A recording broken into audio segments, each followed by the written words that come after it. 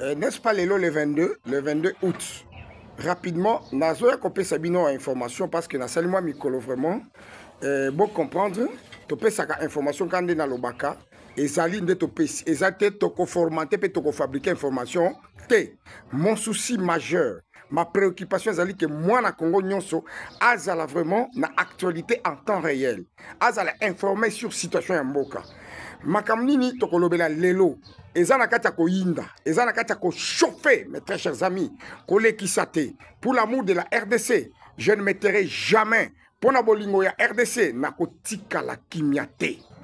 Procès Mutamba na ko frôler muke na lobi boye nazana kati ya ko féliciter bana changu nazana kati ya ko féliciter bandeko na ngai ya Kisangani partout na ba province nyonso o bazali mobiliser comme un seul homme pona ko contrecarrer pona ko telemela makamu nyonso ya justice oyo basali contre Mutamba oyo Asali est là comme côté. Il n'a rien fait, son dossier est vide.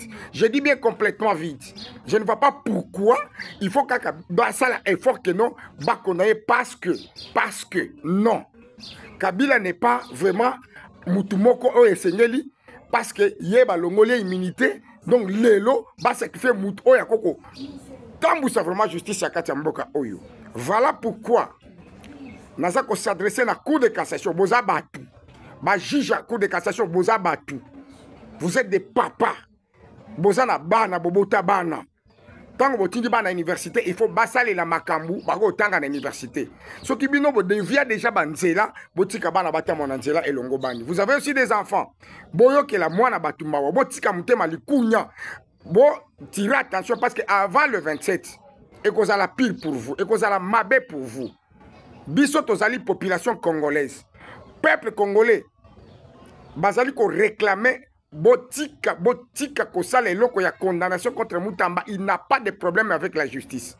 Ayibi mbongo te asali eloko moko te bat ba yiba ebele botika bango na mboko baza vraiment des citoyens libres. Ba matata ponyo baza libre, Vital Kamerhe aza libre, batu ebele mi yibi o ba detuna ba mongo ebele baza libre. Botika mwana batu. Eloko wana to ko sepela ata mukete. Et moi en particulier artiste Youssouf Kalonji, na ko sepela ata mukete na eloko yango. Tolobi que le 27 biso to ko banda ko fêter acquittement. Pourquoi nazo lobela likambo yango? Tango bato Rwanda bandeko na nga balandi, bayoki déjà situation qu'il faut pas pesa Mutamba 10 ans. Tout le monde déjà fait na Rwanda. Na lobby faites ça na kata ko selem out na so bisabino déjà. Pourquoi Mutamba devient un qui? Hein? Il devient quoi? Une trahison pour vous? Un Judas pour vous?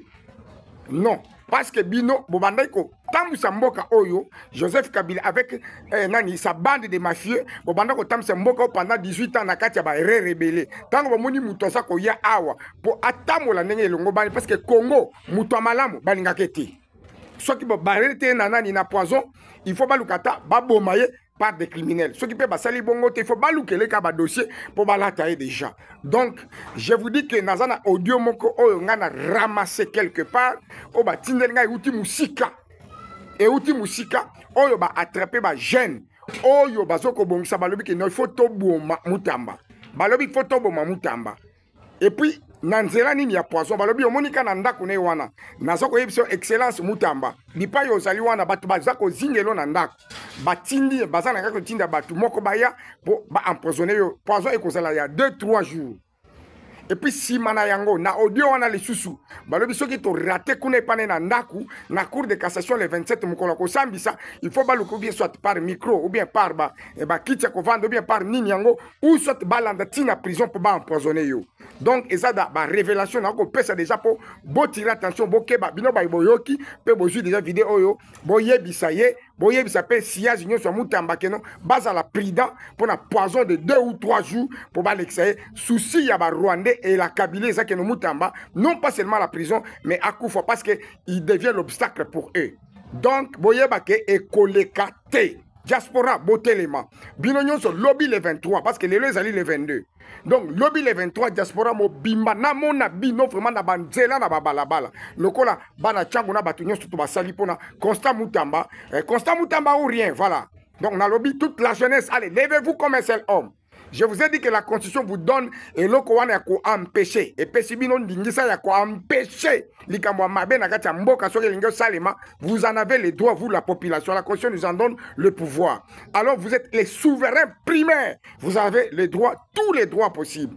Toute la possibilité yako contrecarrer pe côté le mape koloba dio de toi que non justice ezali mabe na kati ya RDC. Ezali mabe, ezali mabe, ezali mabe. Topé ça y est raison na ye azo mérité tort ata mon côté to condamnation te. Rapidement bolanda ki dossier ya Hippolyte Kanambe Kabila. Bande ko na ngai. To banda ko yebisa bino que Kabila c'est un étranger. Pendant 18 ans étranger oyo ayaki ko salela ndeba Rwandais na Paul Kagame. Paul Kagame dirigeait ce pays au travers Joseph Kabila. Voilà pourquoi, bomoni déjà, makamou eza na kati ya kobima, ba révélation eza na kati ya kobima, na cour d'ordre militaire. En tout cas, bande konanga eza ya koyinda. Parce que, donc, kalamingi te tozo ko retirer nationalité ya Kabila. Oyo yemoko déjà, a sombaki ya ko somba. Baba Kungo Kumwanza, de reste mémoire, même tu vas passer pour la facilité, va passer ba beki, qu'on peut se combo ya Kabila Kabange, alors que son nom c'est Hippolyte Kanambe Kazemberere.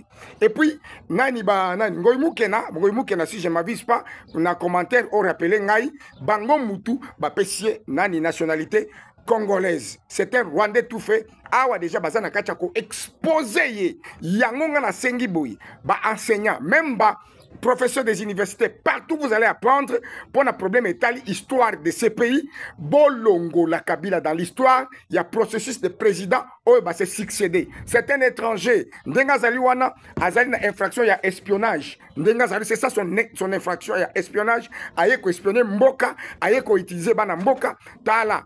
Nyonso tu yango bomoni ki azui, ba entreprise nyonso akwa ici et comment qui na profit ya ba Rwandais. Koyi bambongo ko détourner bambongo aujourd'hui ba coûte 30 quelques milliards de dollars yemoko alors que biso tozwa ki mboka on a régime ya Tshisekedi avec 3 milliards à budget mais lui-même déjà na compte na 33 milliards de dollars ya yemoko mais sans compter ba compte nyonso za na monde mobimba. Bravo vraiment pour na musala nyonso ya ministère public na kati ya cour d'ordre militaire. Bande ko na ngai affaire ya Qatar obino boyoki. Qatar bazako jouer j'ai à ping-pong. Ba hypocrite, bango moko lokola baza ba arbitre mais bazaki na ngambu ya Rwanda. Je vous disais l'autre fois que Qatar obozo mona oyo, je ne suis pas pour eux. Amérique a ça dia musala. To signé accord de paix avec les ministres des Affaires étrangères. On attendait que la signature finale des deux chefs d'État. Il y a Rwanda ainsi que il y a Congo. Pourquoi encore Qatar? Moi je le disais, je crois que Batebele, Bakolanda, ba vidéo, Zongela, ba vidéo, on a ba période, on a beaucoup comprendre que non, Youssouf Kalonji, c'est un analyste politique avéré. Tant qu'on a le Makambu, nous sommes des prophètes, tout le monde a Makambu, Liboso. Qatar, a salé la ka or. Or, ils ont Rubaya. Rubaya, ils ont vraiment place où ils ont visé beaucoup plus par les Rwandais. Qatar, pour la or, ndeli wana bango.